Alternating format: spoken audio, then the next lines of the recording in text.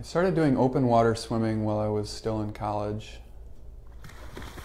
And then in 2012, I did my first triathlon. And then in 2013, I did my first Ironman, which was my first real long distance swim. So training for that and getting ready for that was when I got into the long distance swimming. Well, in your commute, tell me a little bit about swimming to work. Some people commute with cars, bicycles. You swam. Yeah, I bought a house on 15th Street. I had been living out near Interlochen, but I bought a house on 15th and was thinking of all the different ways I could get to work, just kind of dreaming and brainstorming. And one of them was swimming. And so when the water warmed up enough last year, I started swimming, and there were a couple weeks that I did 3 days in the week. The other days I would have walked or biked. And that's a substantial distance, swimming to work and back home at night each day.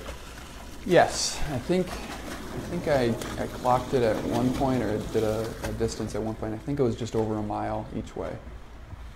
That's pretty good swim. Yeah. Now, what you're doing now is still very substantial, going down the river from work, coming back out to the lake and back.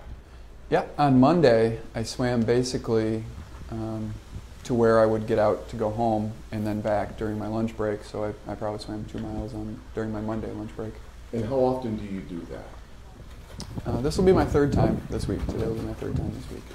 That's a lot of investment in your time and energy.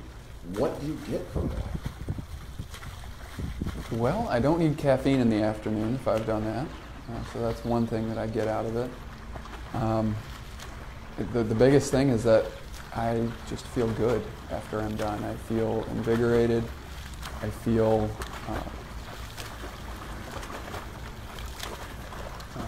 my body just feels more at ease.